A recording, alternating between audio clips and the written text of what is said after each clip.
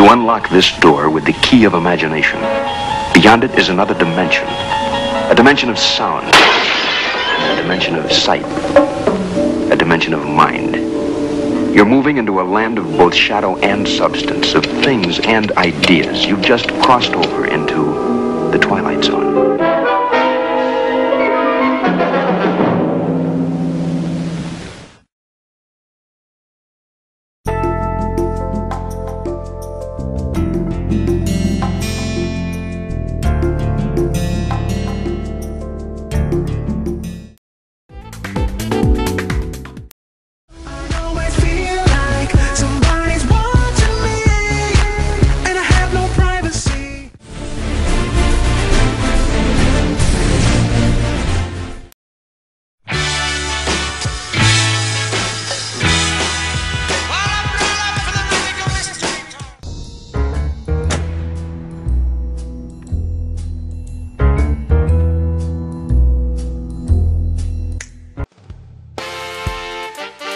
In the room, Mark! Read all about it!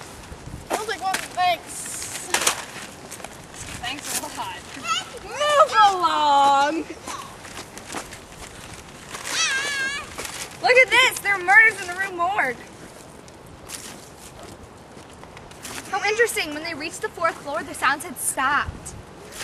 Oh my gosh. The door was shoved up in me. Whoa. And Madame was decapitated. Who would do such a horrible deed? Article on the murders in the rue morgue. Look, that's so mean. I heard that! You should be more polite. Yeah, you should. So anyways, what do you think of these murders?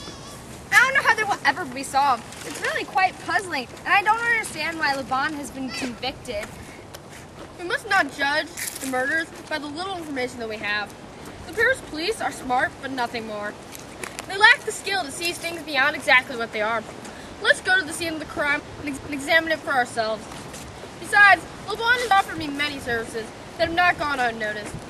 I know the prefect of the police, so I have no trouble getting permission.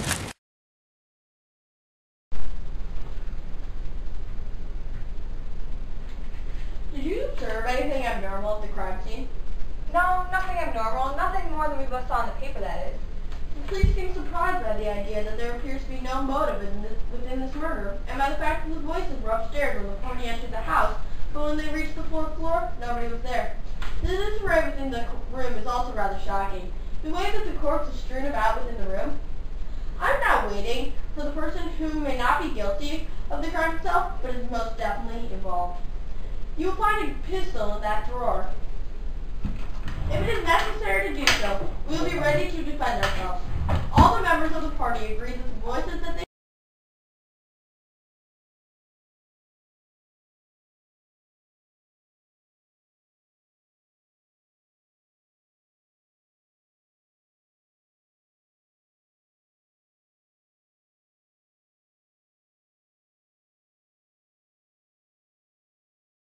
All the witnesses agreed that the gruff voice was one of the Frenchmen, but there is much disagreement regarding the shrill, or as one person described it, harsh voice. That is true, but it's not the oddness of the voices. As you said, the witnesses agreed that the gruff voice was that of a Frenchman, but they could not agree on the shrill voice. The odd thing is not that they didn't agree, but instead that the voices they claimed to hear were ones that they had never heard before. Strangely enough, inside the house, both of the doors to the adjoining room were locked on the inside, so no one could venture to them. There is no way that the murderer could have entered through the chimney because they are too small for a human to enter by. So that would mean that the windows were the only possible way of entering and exiting. Of the 2 windows, one was covered by furniture, leaving only one window to escape through. The windows appeared to be nailed shut, but as I examined the nail, I realized that the nail was rusty, so it was split in half. As I put the nail back in, it looked fully intact. This must have been how the murderer got in and out with the window still looking nailed shut. At this point, I became curious about how he got down from the 4th floor window. Then I found a tree that was about 5.5 feet away from the building. The murderer must have climbed to reach the 4th story. Inside the room, it said that the bureau had been rifled through. This may be true, but it is irrelevant. The death could have been that way before the murderer arrived. Most interestingly, there was gold scattered around the floor. Oddly enough, nearly all of it was still there.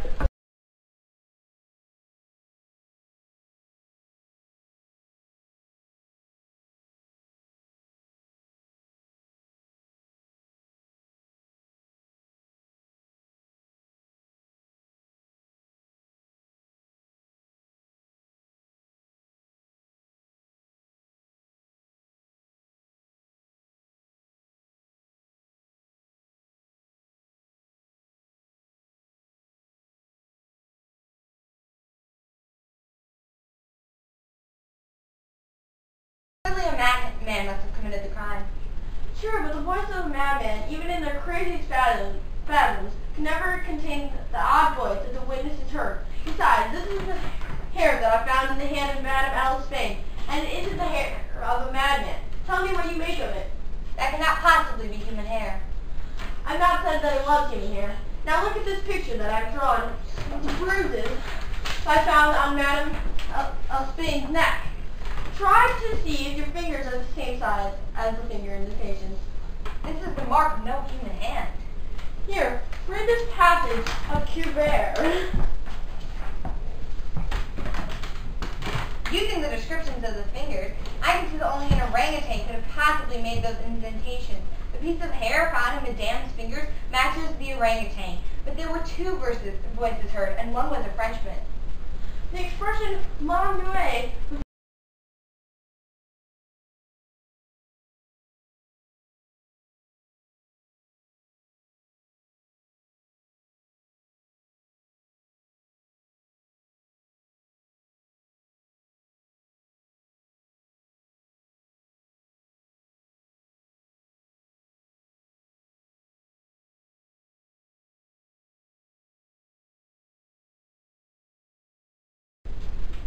In the advertisement, you say that he is a sailor. How do you know this? I don't know for sure, but here's a piece of ribbon. The shape of the greasy appearance says that it has been used to tie back hair.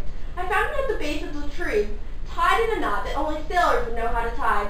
If I am incorrect, no harm will be done. If I am right, however, we will have gained something. The Frenchman, knowing about the murder, will naturally hesitate about answering to the ad. Until I give the signal. Come in. Good evening. Take a seat. I assume you are here regarding the orangutan. You know, I'm almost jealous of the possession of such a majestic and no doubt valuable animal. How old do you think he is? I cannot tell for sure. Maybe 4 or 5. Do you have him here? No, he's at a stable in the Rue de Bourg, for we have no way of containing him here. You can go get in the morning, assuming that you are prepared to identify the animal. Yes, of course. I'm quite sorry to part with him. Oh, don't worry, sir. You haven't gone through all this trouble for nothing. I'm prepared to give you the reward that you deserve for finding the animal, assuming it is within reason, of course. Well, that is very kind of you. Let me think. What do I want? Oh, I know. My reward will be you telling me everything you know about the murders in the Rue Bourg.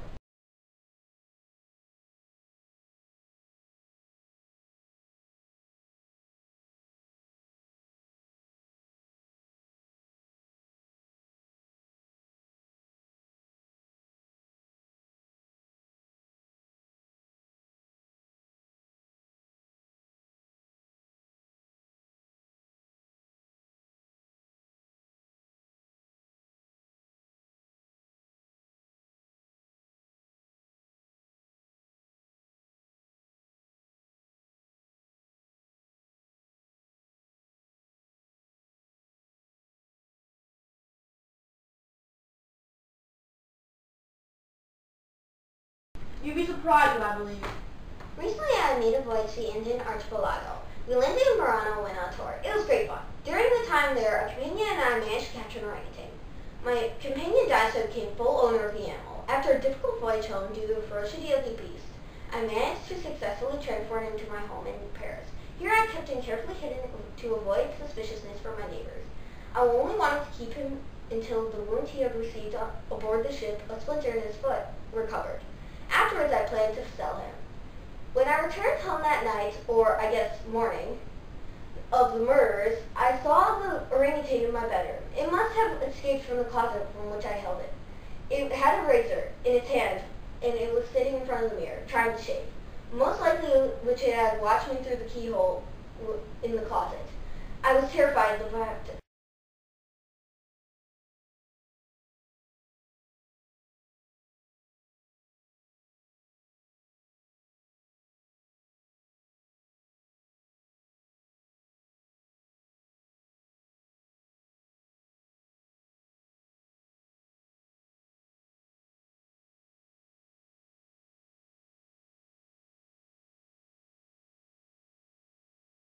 We ran to the building, climbed up the tree, and jumped on the window. I was both happy and worried.